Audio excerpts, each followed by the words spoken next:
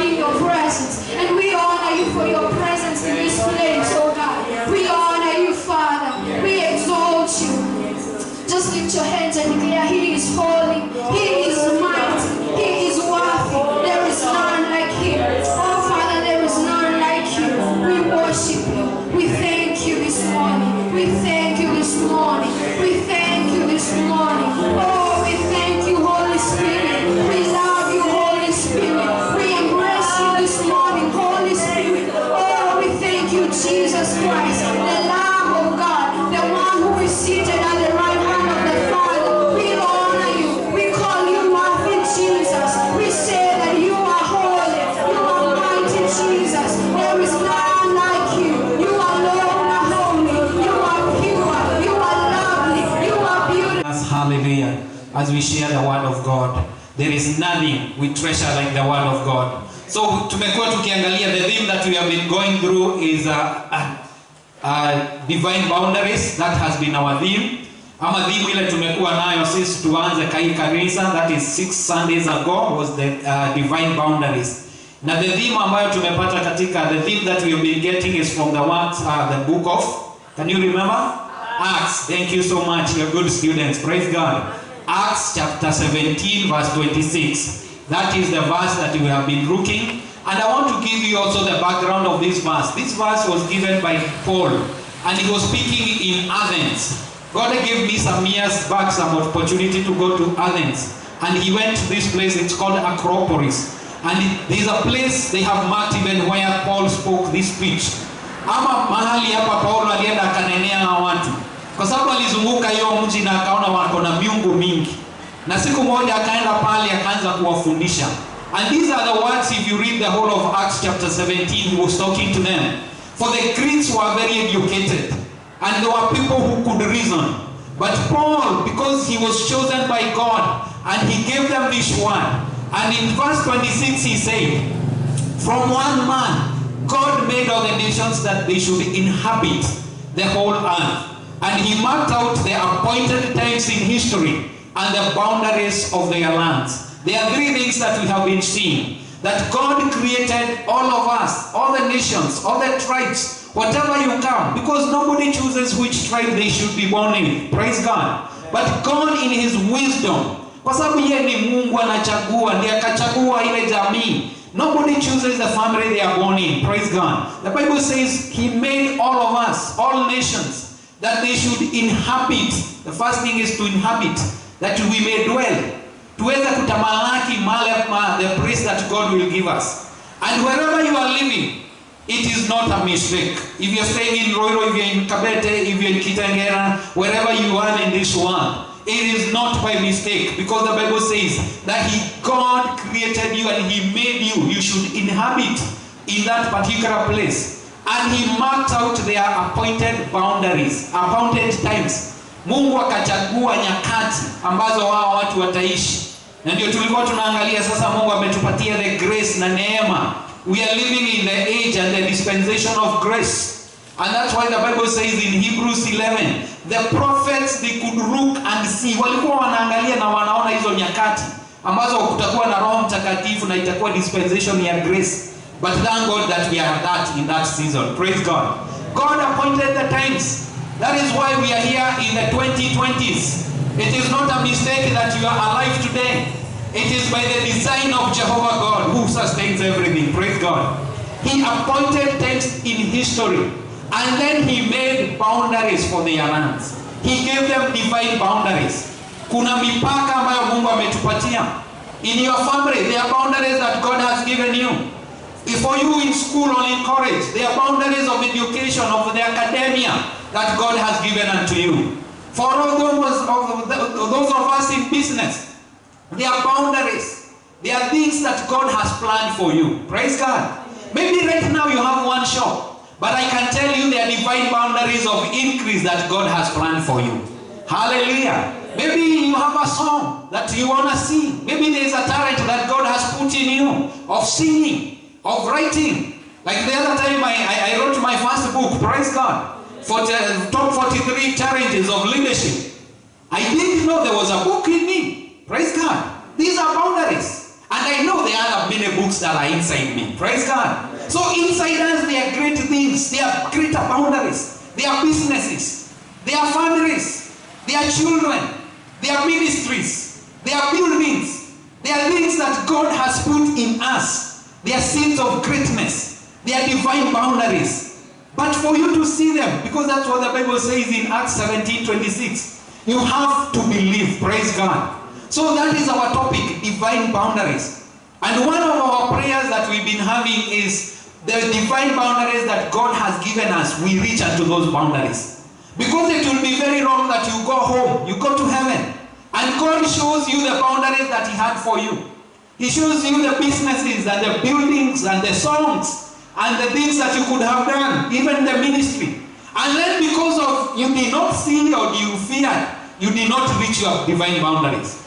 So one of the things we want to declare today is we will reach your divine boundaries. Lift up your hand and say, I will reach my divine boundaries. Amen. May it be like that. May you reach your divine boundaries. May you be the person that God created you to be. May you be the mom that God created you to be. May you be the dad that God created you to be. May you be the person that God created you to be. A business person that God created you to be. May you be that pastor, that minister that God created you to be. Praise God. May you be the neighbor that God created you to be. May you be the citizen of Kenya that God created you to be. Hallelujah. So today we want to talk about the secrets of going to your divine boundaries. How do I reach there? Praise God. They are secrets. That is why not everybody realizes to their divine boundaries.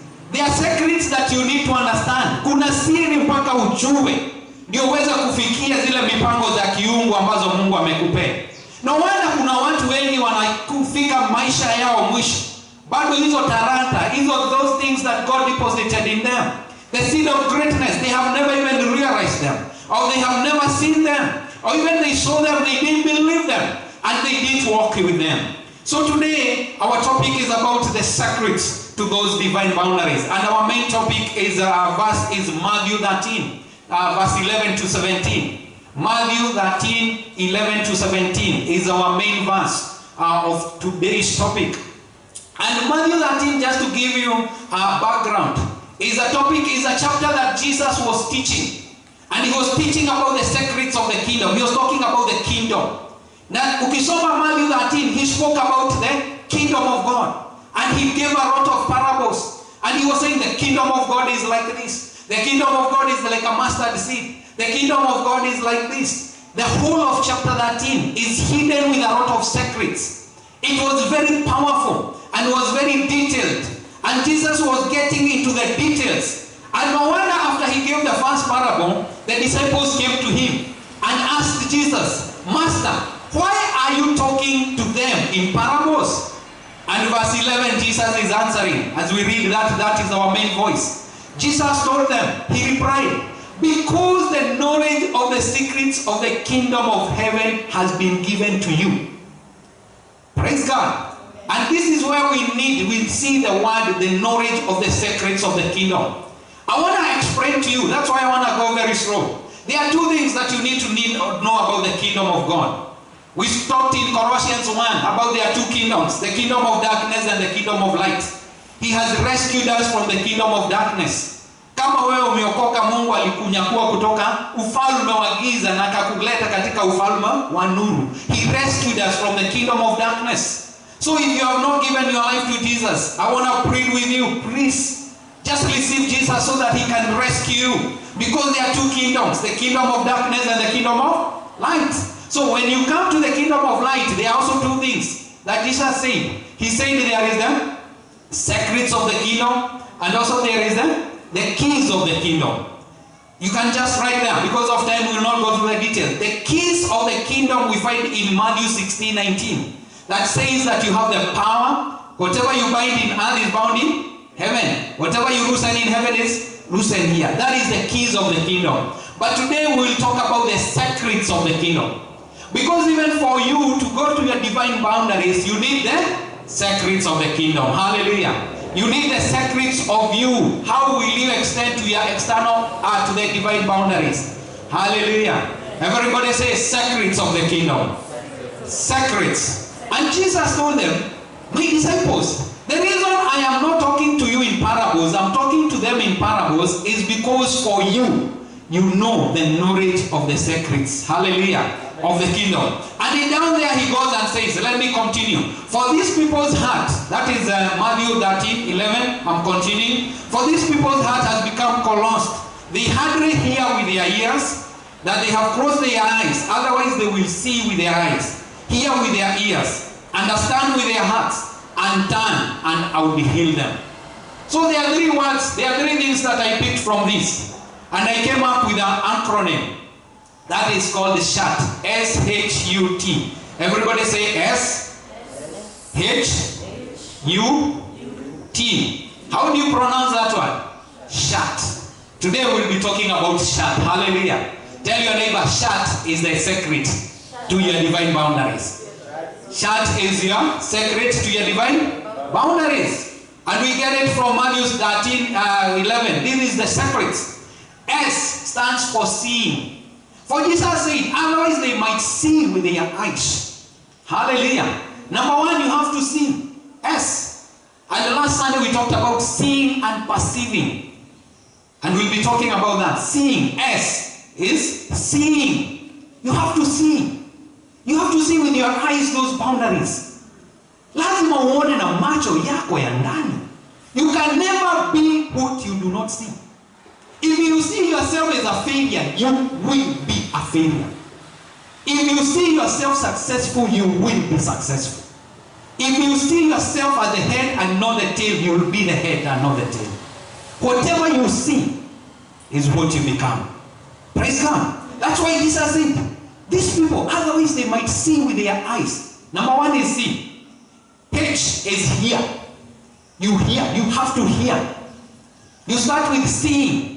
And then you go to hearing. And Jesus said here, they will hear with their eyes, ears. So number one is you see. Number two is you hear. Then we go to, what is the third one? You. What does you stand for? You understand. That's why Jesus said, hear with their eyes and then understand. That means you can see and not perceive. Kuna watu wanaona lakini hawezi kuelewa. There are people who see, but they cannot. They see God speaking to them, but they do not perceive. Oh, hallelujah. I declare to you that you are seeing and perceiving. Amen. Number two, there are people who hear, but they do not understand. So the issue is not hearing. Watu wamesikia neno la Mungu. People hear the word of God, but do they understand? The only thing that brings a difference is somebody who hears, and he understands, and he becomes a doer. You can never become a doer until number one, you understand. That is why Jesus said they hear, but they do not understand. Hallelujah. Then after they understand, what happens? Jesus continues there. They understand with their hearts and turn. T is turning. Praise God. Because when you hear, you understand, then you turn. Turn is what you call repenting. You turn away from your ways. You are going like this based on your understanding and your thinking. But now you hear the word of God, and then you understand, and then you say, Kumbe, I was going like this, but I need to go like this. You turn unto the Lord. Hallelujah. And that is what we'll be talking about today. Everybody say SHUT. S stands for what? They see.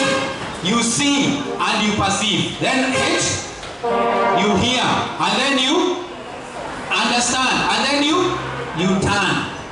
And ladies and gentlemen, brothers and sisters, may I bring to your attention that this is the secret that Jesus was portraying in Acts chapter 13 verse 11. And he said, this is the secret of the kingdom. And I want to tell you today, this is the secret. Praise God. This is the secret from your divine boundaries.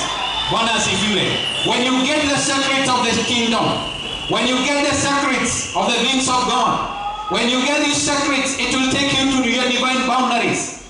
Kwa sababu kuna wengi wanaona. Unaweza ona mtu ameenda anaingia katika shida. Somebody even goes to the hospital and they are told, please stop drinking, stop smoking. You can see, but they cannot perceive. Praise God. Somebody can hear they cannot understand. But today we are talking about these things. And as I said, Matthew chapter 13 was a chapter that Jesus was teaching about the secrets, about the kingdom. He said the kingdom of God is like this. The kingdom of God is like this. And he explained. And from the beginning he sat with the disciples and he told them, do you know what? The reason I do not talk to you in parables is because for you have the knowledge of the secrets of the kingdom. God has asifiwe. And I want to go to, just to tell you the supporting of this verse. Acts 28. Acts 28, 26, 27. Tunaona Paulo akitumia haya maneno tena. The same thing that Jesus quoted in Matthew chapter 13, 11. And Paul explaining in Rome. These are the last days of Paul. Paul was there for 2 years, preaching the word and teaching the word in Rome. This was before he was killed. The great man that we know, Paul. And as he was teaching there, he quoted the same from Isaiah. And he says, Acts 28, 26 to 27. The Holy Spirit spoke the truth to your ancestors when he said through Isaiah. He's quoting Isaiah.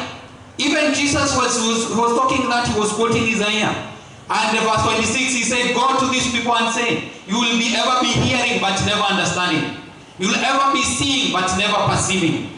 And the last one he says what? So that otherwise they might see with their eyes and hear with their ears, understand and turn, and I will heal them. The whole purpose of seeing, hearing, understanding, and turning is so that God can heal us. One asifiwe. That God can show us our boundaries. If we see, we hear, we understand, and we turn, God will heal us. Praise God. Bwana asifiwe. So you can also see it in Isaiah. I'm just reading the background before we go to our points. Isaiah chapter 6, 8 and 10. You can go and read it. This is the original. This is Isaiah who said this. When God said, who shall I send? And Isaiah said, here I am, send me. Then from verse 9 is where God said, go and tell these people, be ever hearing but never understanding, ever seeing but never perceiving. Make the heart of these people closed, make their eyes dull and close their eyes. Otherwise they might see with their eyes, hear with their ears, understand with their ears, and turn and be healed. So these were the words of Isaiah. Praise God. So let's go to our topic today. The secrets to my divine boundaries. Everybody has agreed their talents and their things that God has put in us. Kuna mambo makuu ambayo Mungu ameweka ndani yetu. Na siku ya leo tunajua kuna hizo secrets ambazo Mungu ametupatia. The only way that we can live those purposes of God, the only way that we can be what God designed us to be. You can be the mother, the father that God designed you to be. You can be the teacher, you can be the business person, you can be the pastor, you can be the minister that God designed you to be. Is you can only do it if you have the secrets to understand those divine boundaries. And let's start for S. The first one is S. And if you have not listened, I pray that you can watch our lesson that we did last Sunday. And we have it in the internet, in the YouTube, in our channel. And we talked about seeing and perceiving. And just to recap for them who are not here, we went to John chapter 9. John chapter 9 is where Jesus was talking about he healed this man who was born blind.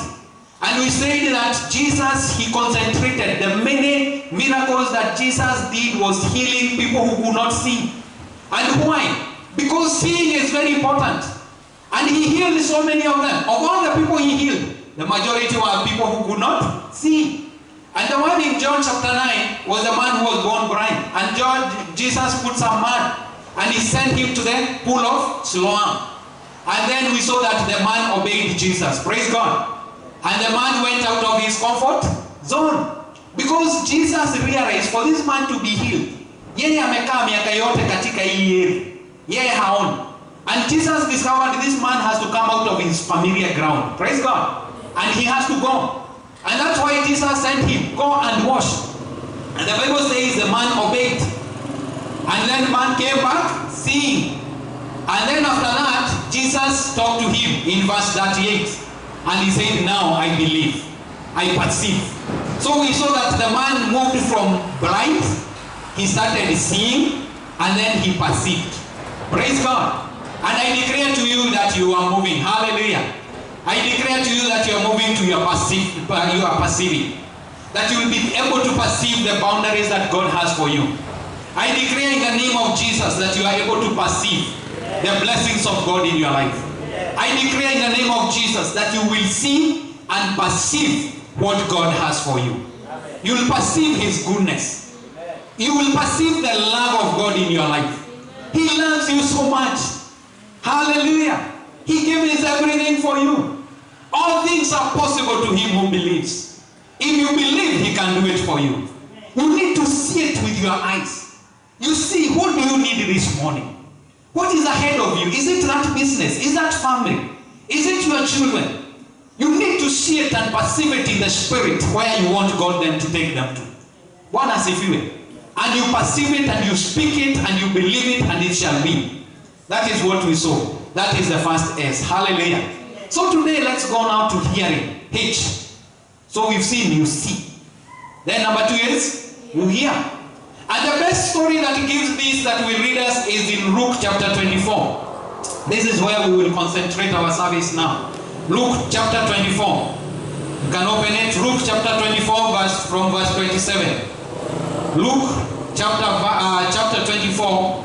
Praise God. We are talking about the secrets of the divine boundaries.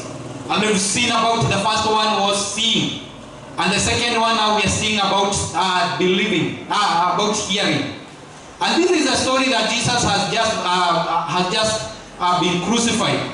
And from verse 24, if you read from verse 13, you can read the story. We know it. These are some 2 disciples. Were they 2? They were disciples. 2 of them were going to a village called Emmaus. We know the story. And Jesus joins them. And He talks to them. And they say, don't you know? And you know, Jesus wanted to see. He had done His work. And you know, now He wanted to see the level these guys had gone to know Him.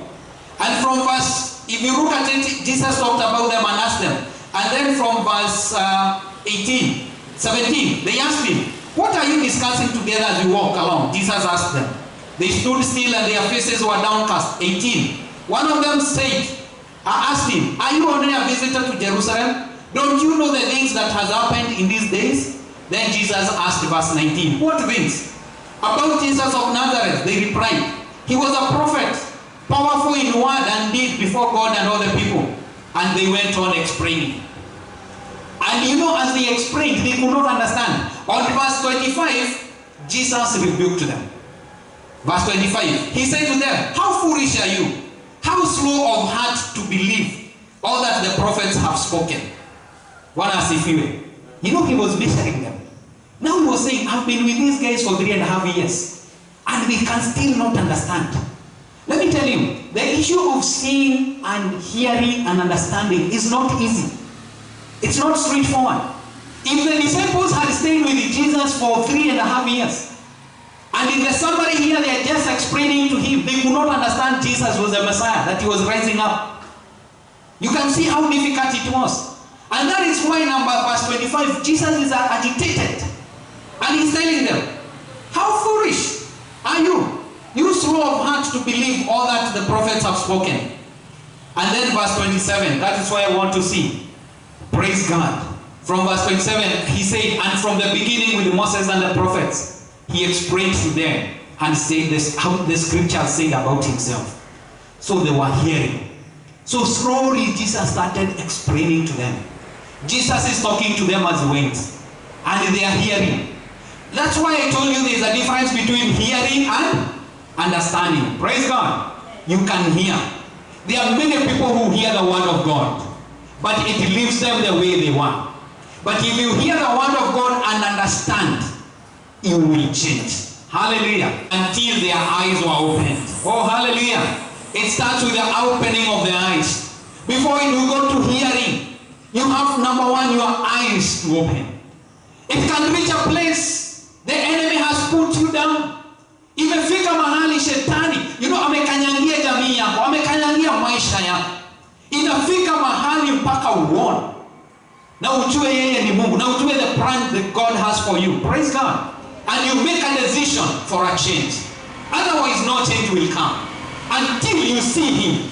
Until you perceive that He is Lord. Hallelujah. How it's my prayer today, my listener, that you will perceive Christ. Not just see him. Not just go to church and hear the word. But know him. Perceive him who died for you. Perceive him and receive him in your heart. He who holds the world. Hebrews 1:3. He who sustains everything you have with his powerful word. You perceive him. And that is exactly what happened. All of a sudden their eyes were opened. And they could perceive him.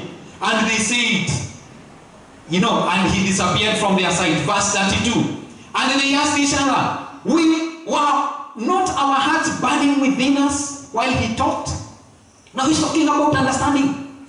They could hear. But as they were hearing, their hearts were burning. Praise God. That is, understanding was coming down. So as you hear the word of God, understanding happens within your spirit, man. Praise God. And that is why they were saying our hearts were burning within us. Understanding was coming in. That is why when you hear the word of God, it comes in, and the understanding, the revelation of knowledge of the word of God. And the word becomes the Rhema word of God. Hallelujah. How I pray that this word will be the Rhema word of God. Wakati unasikia neno, mpaka uingie ndani utafakari ile neno liweze kuingia ndani yako, upate hiyo tunaita understanding. Na hiyo understanding tunaita revelation of knowledge. Praise God. Mpaka hiyo neno linakuwa what? The Rhema word of God. And that Rhema word of God is that will bring change. No wonder somebody says one word from God. Praise God. Everybody say one word from God. One word from God. All you need, my brother, my sister, for your situation right now is just one word. Just one word of God. If it brings understanding into your heart, into your life will be different. Praise God. So they say, were not our hearts burning within us when he talked with us on the road and opened the scriptures? You see, the scriptures Jesus was explaining to them. That is what we saw from verse 27. He explained to them from Moses all the way. And the Bible says, the law came with Moses, but Jesus came with grace and truth. So he explained the grace and truth. He explained the love of God. And as he explained to them as they walked, the revelation of knowledge was coming in. And their hearts were burning. Praise God. And that is what we are talking about hearing. The Bible says in John 5:24, you can just note it, that truly, truly I say to you, he who hears my word and believes he who sent me, he has eternal life. So you have to hear the word. When you hear the word of God, Jesus said, my word is life and spirit. When you hear the word of God over your situation, over your family, ni jambo gani ambazo uko na uzito siku ya leo? Weka neno la Mungu katika hiyo jambo. Ni kazi, ni familia, ni relationship, ni masomo. There is everything for the word of God.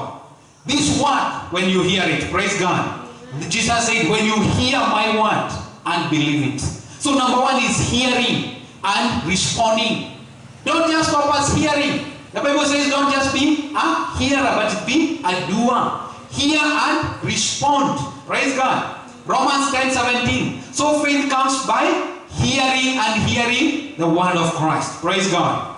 Matthew 7:24-27. Therefore, everyone who hears these words of mine and acts on them may be compared to a wise man who built his house on the rock. So the issue is not just hearing the word. The issue is hearing and acting. Hearing and responding. When you hear the word of God and you respond to the word of God, it will be active in your life, praise God, and it will open doors for you. It will lead you to external, to your divine boundaries. When you hear about what you are going through, is it a business? There is a word of God. When you read that word about your business, He gives you power to make wealth, and you believe it, and you speak it, and you apply it, it will be applicable in your life. Praise God. It will become the Rhema word of God. It will become life and spirit. When you speak your word, hallelujah, when you speak the word of God, it brings life. If somebody is sick and you speak the word of God on healing, immediately the word as you speak it, it becomes life and spirit, and it will do something. Something has to happen. That is the power of the word of God. Hallelujah.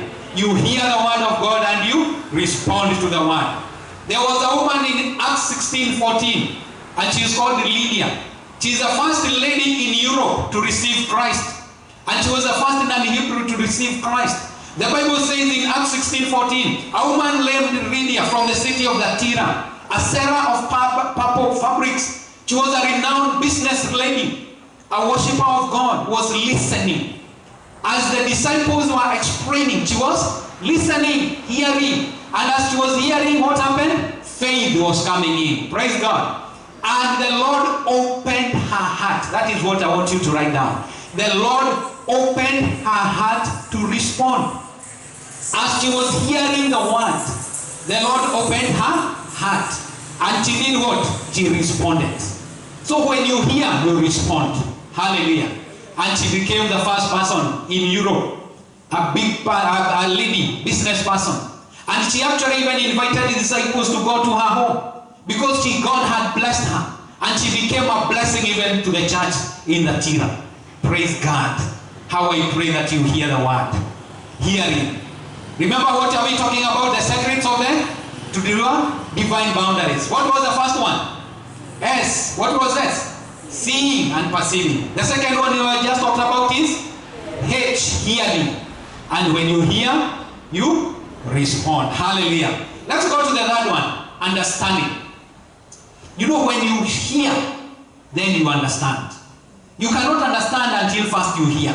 That is why it's good to go to church. That is why it's good to hear the word of God. Because by hearing and hearing the word of God, then you bring understanding. And the same place we are talking, Luke 24, verse 44, down there. When the disciples went and they told the other disciples, we were with Jesus. And you know, he talked to them. Then Jesus appeared to them again. And verse 44, Jesus is coming to them. He said to them, this is what I told you when I was still with you. So Jesus is still explaining to them. Now they are all gathered together, the disciples. Everything must be fulfilled what is written about me in the law of Moses, the prophets, and the Psalms. Verse 45. I want to dwell on verse 45. Luke 24:45. Then he opened their minds so they could understand the scriptures. He opened their minds that they could understand the scriptures. He talked, they could hear. Then he did what? Opened their minds. Oh, praise God. He opened their minds so that they could understand the scriptures. So it is until we understand. If God tells you that you are blessed, you have to hear that one and you have to understand what it says. Praise God. If the Bible says that you are the head and not the tail, you need to understand what does it mean. I am the head and not the tail. Praise God. Because people can hear, people can memorize, but do you really understand? So one of the things that we need to understand today is to understand the word of God. Praise God. For your divine boundaries. He says that you are the head and not the tail. No weapon formed against you shall prosper. Praise God. You have the mind of Christ. Praise God. He leads you in triumphal procession. No power, no dominion. Hallelujah. Can come against you. Do you understand what it means? You have to open up your mind. A man is made of the body, like the body you can see, and the soul and the spirit. But within the soul is the mind. It is with the mind that we worship God. Praise God. When the word of God is opened in your mind, you get understanding. You get revelation of knowledge. And that leads us to change. Praise God. Amen. Proverbs 16:22.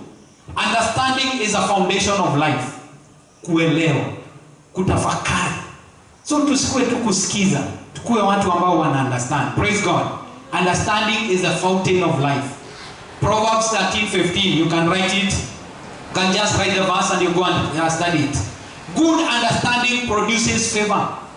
Good understanding of the word of God gives you favor. Wakati unaelewa neno la Mungu, inaleta kibali. Favor don't just come. You have to understand. You have to understand the scriptures and the promises of God. And you speak them. And you believe them. Praise God. When you do that, favor comes your way. Hallelujah. When you go to that business, you know that you are blessed. You believe that you are blessed. You speak that you are blessed. And because you understand, favor will be yours. Hallelujah. If it's that promotion, if it's that sickness, if you know that by his stripes you are healed, and you believe it, and you speak it, and you understand, it will bring favor. Proverbs 2:6. For the Lord gives wisdom. From his mouth comes knowledge and understanding. Kuelewa kunatokana na Mungu. Na ndio tunaona pale Yesu aliwafungua their minds so that they could understand. Hallelujah. The Bible says the entrance of your word gives what? light, it gives understanding. When the word of God comes in, it gives us understanding. Oh, praise God. Hallelujah. Amen. Everybody say, I'm understanding. Proverbs 20 verse 5. The last one as I read here. The purposes of a man's heart are deep waters, but one of understanding draws them out. The talents that you have, they are deep waters. The things that God has put in you, they are deep waters. But it's only by understanding. And maybe I can give an example with myself. I said the other time, when I was in Form 4, I was brought up somewhere. We used to walk somewhere so many kilometers, no shoes and all that. Then I went to a day school. And in this day school, I used to cook for myself. Small timber house. We used to pay 70 bob per month. And when I was in Form 4, the word of the Lord, I believed the word. And I remember one time I knelt down by my bed and I prayed. And I believed that God has a good plan for me. Praise God. I want to show you this, demonstrate this. Proverbs 20 verse 5. That the purposes of a man are like deep waters.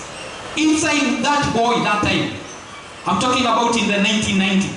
Inside that boy, that is Livingstone, there were talents. There were giftings. There were ministries. There were children. There were things that at my face value that time, I never ever thought it was possible. But the Bible says the purposes of a man are deep waters. The things that God has put in you are deep. The divine boundaries that God has given you are deep. Yale Mungu amekupangia ni mazito na very deep, and they are so much great. Praise God. But it is only by understanding. Oh, I pray you understand this one. It is only by understanding you will be able to draw them out. You see, the purposes and the gifts of God that I knew, they are like a deep well. And it's only the bucket of understanding that draws them out. That means if you don't have understanding, kama huna kuelewa, oh, you will die with your giftings. We refuse that in the name of Jesus. There are many people who are talented. There are many people that God wants to use them. And they have those gifts in them. But because they do not have the understanding to bring it out, they die with them. That is why Proverbs 25 is one of my key verses. That the purposes in my heart, they can only be drawn by understanding. And understanding comes by the word of God. Hallelujah. When you hear the word, hearing, faith comes by hearing and hearing the word of God. Wakati unasikia neno, unasoma neno, unafikiria hiyo neno, Bwana asifiwe, inaleta kuelewa katika nafsi yako. Because that is what God will do. He will open your mind and you will understand that word. And now it will not just be a word. It will become the rhema word in your heart. A revelational word that changes your heart. That brings understanding. Then you are able to understand. Unasema, haya, kumbe ndani yangu kuna mambo mazito. Kumbe ndani yangu kuna baraka. Kumbe ndani yangu kuna upendo wa Mungu. Hallelujah. Kumbe ndani yangu mimi naweza pata jamii. Hata kama mimi wewe ni kijana na unafikiri hakuna hope, I speak to you in the name of Jesus. It is possible. If you believe the word of God. If it is your family that is disunited, it is possible it can be reunited. Whatever it is, if it is a business you tried and it failed, I declare to you there is hope in the name of Jesus. Because when you get the word of God, the rhema word of God, and you understand it, it brings understanding. Hallelujah. And that is how I began. That time as a small boy, Form 4, I prayed to God and I believed and I told God, if you see me through, I'll give my life to you. Hallelujah. He took me to campus. He gave, from there I learned from the Christian Union and became somebody stable. Hallelujah. He gave me a family when I finished. I was doing Bachelor of Science and there was no hope. Many people were saying, if you do Bachelor of Science, you'll go on Tamaka. I refused and I said, there is a job waiting for me in the name of Jesus. And after I graduated 3 months, I got a job. Hallelujah. Oh, praise God. And even after that job, I believed God for another job. And God opened even another job. And even I believed God for international travel. And God opened so many doors for me. I traveled and traveled. Oh, praise God. Oh, God is able. If you see, I didn't even understand by then that there is a ministry in me. Hallelujah. And as I went on, because God will reveal you from level one level to another. If you believe Him, He will bring you understanding. Oh, hallelujah. That is why I'm saying understanding brings favor. Oh, hallelujah. It is only by understanding you will understand your divine boundaries. Ukielewa, Mungu atakuonyesha mipango mikubwa yako nayo. Juu yako na jamii yako na watoto na biashara zako. Oh, praise God. You know, many people think, why should I be born again? Let me tell you, being born again, it is for your advantage. God does not benefit because you are born again. It is you who will benefit. Because when you are born again, when Christ is Lord and Savior, He comes in and He reveals the greatness and He uses you. Oh, praise God. He extends you to be the person that God created you to be. Because the work of the enemy is to destroy, to kill. He wants to kill the boundaries that God has given unto you. But when you come to Jesus, He gives you understanding. The entrance of His word brings understanding. The entrance of His word in your heart will bring understanding. And He will draw the talents and the giftings. I speak to you right now. Bado kuna talents zingine hujapata kujua. Oh, I declare that the Holy Spirit will reveal unto you. I declare the Holy Spirit reveals unto you. It doesn't matter what age you are. There are things potent that are there inside you that God wants to use. Hallelujah. And that's why the Bible says in Ephesians 4:18 that the enemy brings darkness. Kazi ya shetani ni kuleta giza katika understanding. The Bible says, Ephesians 4:18, being darkened in the understanding, excluded from the life of God because of the ignorance that is in them. I come against the spirit of ignorance in the name of Jesus. Because ignorance is no defense. If you ignore God, it will harden your heart and it will darken your understanding. Itafunga kuelewa kwako. Kuelewa kwako kutaleta giza. Tunakataa katika jina la Yesu. Bwana asifiwe. And the last one, turn. When you see and perceive, when you hear and understand, you turn. Because usipopinduka, hakutakuwa na tofauti katika maisha yako. Hallelujah. Luke 24:52. When Jesus spoke to them, and He went and He told them, I'm going. The Bible says in 52, they worshipped Him. And then they did something. They returned to Jerusalem because He told them, return with great joy. And they stayed continually at the temple praising God. Praise God. Acts 3:19 says, therefore repent and return. Kutubu. Maybe you are going this way. Then you discover and you return. When you see, when you hear, when you understand, you turn. Turn is an action. If you are a young person and you know the team you are going on and your friends are not taking you into the things of God, you see, you hear the word of God, you understand that team is not good, those friends are not good for you, for your destiny, praise God. You turn. Very simple. Drop the relationship. If you know this relationship is not strengthening me in the things of God, you drop it. You act. You turn. Because the only solution is in turning. Praise God. Everybody say, I will turn. Whatever God speaks to you and you know, God is telling you no. There is a check in the spirit in your heart. You turn. That's what the Bible says. They went to Jerusalem and they waited. They turned. Praise God. Acts 3:19 as I finish. Therefore repent and return, so that your sins may be wiped away, in order that times of refreshing may come from the presence of the Lord. When you turn, there will be a time of refreshing. There will be fresh anointing. There will be fresh favor. There will be open doors that God will take you. There will be healing in your life. No wonder Jesus was saying, you know, when they turn, I will heal their land. 2 Chronicles 7:14, that we love so much. And my people who are called by my name, if they humble, this is turning. A turning is action. They humble and they pray and they seek my face and turn from their wicked ways. What will I do? I will hear from heaven and then forgive their sins and then I will heal them. 3 things. I will hear, I will forgive, and I will heal. Bwana asifiwe. That is the answer. It is the secrets to our divine boundaries. Bwana asifiwe. That we stand, we see, we hear, we understand, and we turn.